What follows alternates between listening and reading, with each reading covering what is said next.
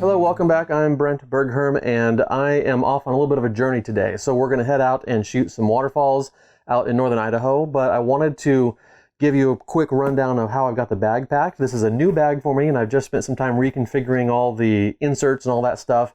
Plus, I'll be testing the new Polar Pro filters that I have and just kind of shooting them for the first time. So I'm going to re-angle the camera so you can get a better look at the bag, and we'll do a quick breeze through, then we're off on the journey. So this bag has really good access through the back of the bag, so we can zip it down that way, and then we also have the side access. And so this is really convenient because we have side access on both sides.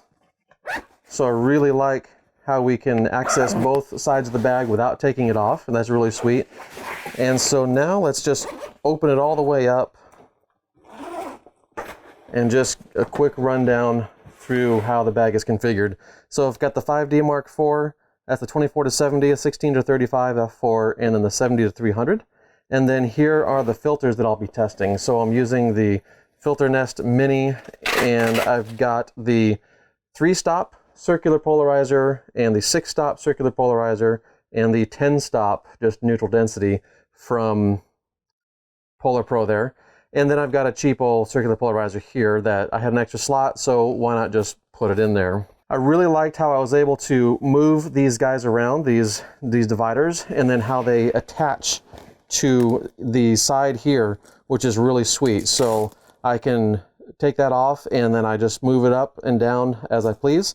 So what I did was I moved this down one slot from where it was from the manufacturer's original positioning, so I could more tightly fit my camera in there. And so it's nice and tight right there, and it works perfectly as far as pulling it out the side when I have it on.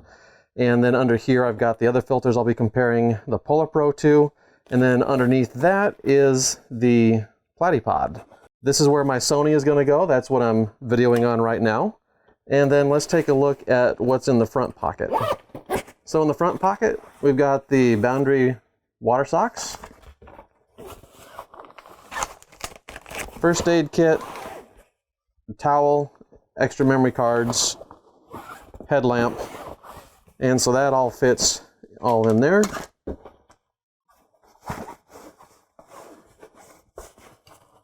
I love these little magnetic release clasps there. I've got a strap here if I wanted to put my tripod on here. I've got a little holder down here for the bottom of the tripod, and then it'll attach there. I don't usually carry my tripod that way. I just don't like it there. And then the top portion coming in right here. So I've got the Polar Pro card wallet. So I've got a few cards loaded in here.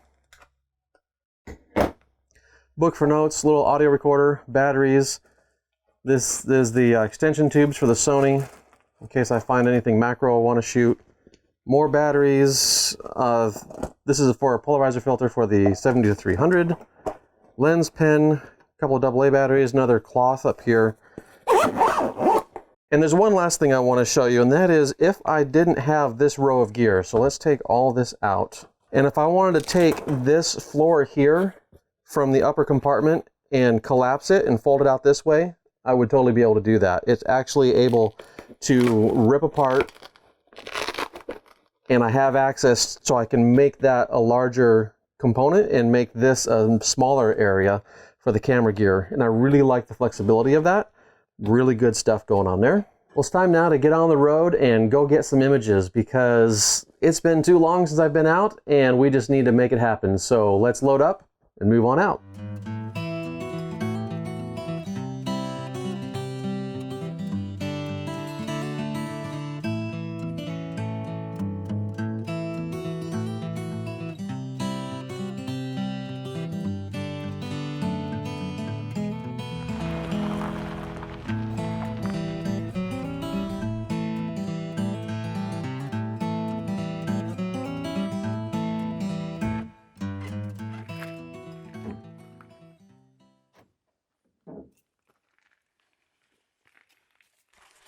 Well, I'm here at Elk Creek, just drove in, and the place is pretty nice.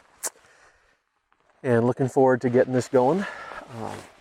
As we came in, the map was pretty well off. Thankfully it's well marked as far as the roads and all that good stuff. So I'm debating right now whether or not I'm going to bring these. Basically, when I do my socks, my boundary socks for the water socks, I usually put these shoes on instead of my standard boots. But I'm starting to think, you know, I already have the boundary socks in there. If I just have to take off my current socks and put those on, I'll probably just stick with that, and then I'll go ahead and get these wet. That means I'll just carry less stuff. So I think I'm going to go for that.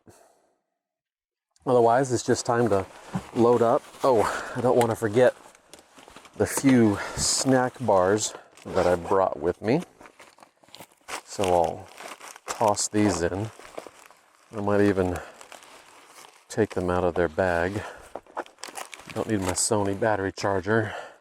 And if I need, I brought my gloves too. Got these things with the touch sensitive pads, so the touch screens can still work well. So I like that.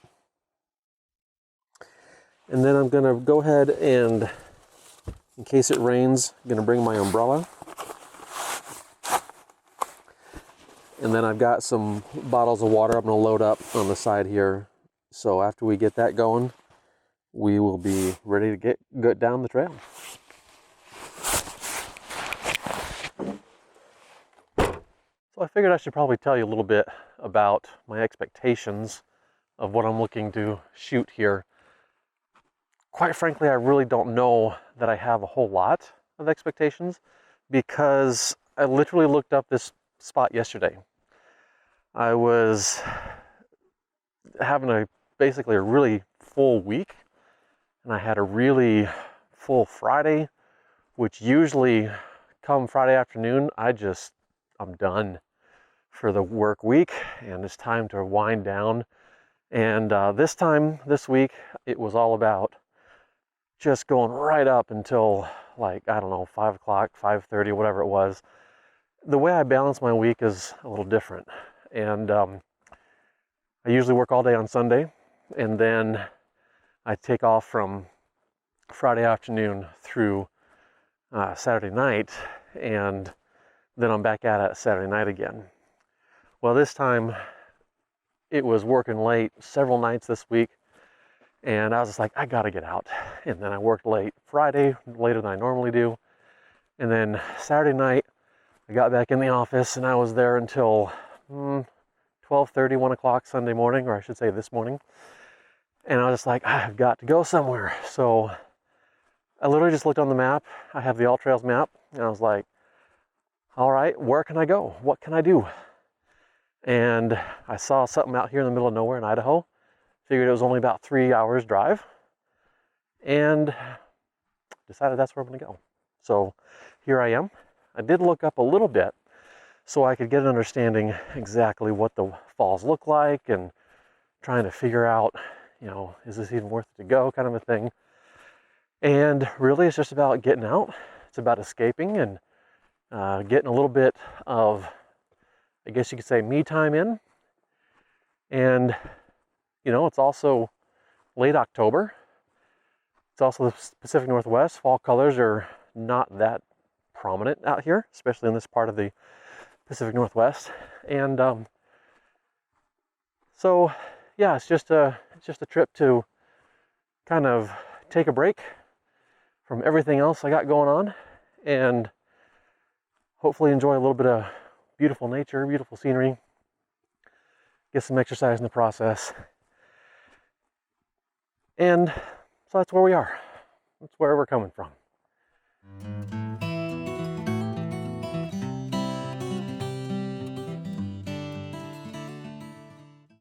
So I've got my first couple of shots here at the upper falls. A little bit precarious right here, but you can see kind of a little bit of the falls behind me.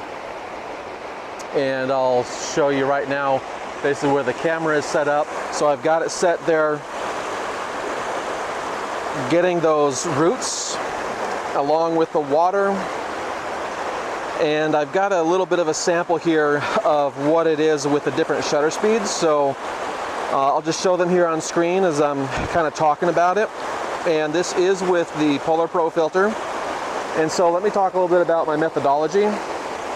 But the main idea that I'm going for with these, how to test these filters, I've got the Polar Pro and the Breakthrough filters. I've got the 3-stop polarizer, and I have the 6-stop polarizer, and I also have a 10-stop. Today, I probably won't actually get the 10-stop. It's just not bright enough of a day. So I'll be working the 6 and the 3-stop, especially the 3-stops. And that's probably going to be my limit for today. But I'm going to lock in the white balance on the camera, so in post-production I will see consistent results throughout, and then I'll be able to take color samples from one image to the next, and I'll be able to see how close in the color they are. And of course sharpness and the like, we can get that too, but it's going to be really, I want to know about the color fidelity of these Polar Pros. I know Breakthrough does really good with the color. It's amazing control with that very, very neutral density in the color. But what are these Polar Pros going to do? I have no idea, and that's why I'm out here testing it out. And so let's get on to some other shots. I'm going to do this same setup that I just got here. I'm going to do it with the Breakthrough now as well. And then we'll just go through and get other stuff too. So this video is going to be more about the experience of the shooting. I'll do the analysis of the images as a separate video, so we can have the two different trails of thought going on that way. All right, off to more shooting.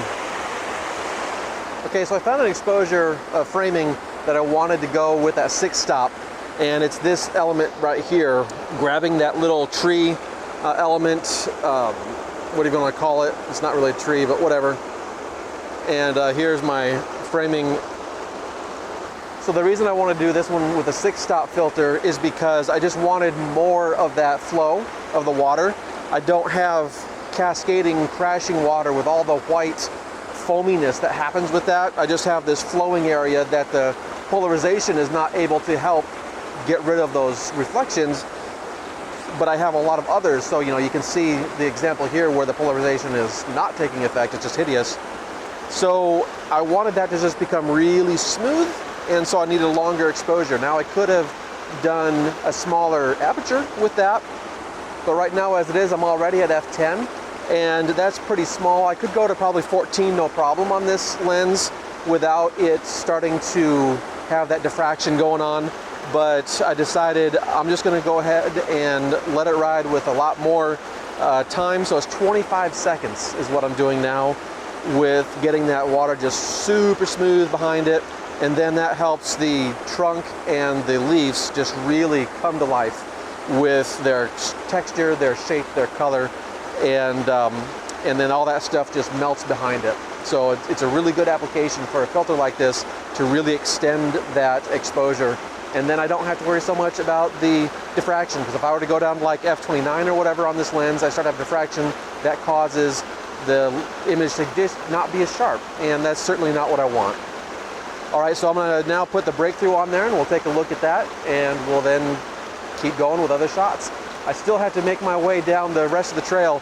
I got to go back up the hill to catch the trail to go to the other places. It's at least a half a mile till my next falls. So hopefully I can get out here before sunset. So the area here at Middle Falls, I'll show you a couple of shots I framed up. Pretty much right over here is where the normal overlook is, and I figured that was kind of boring.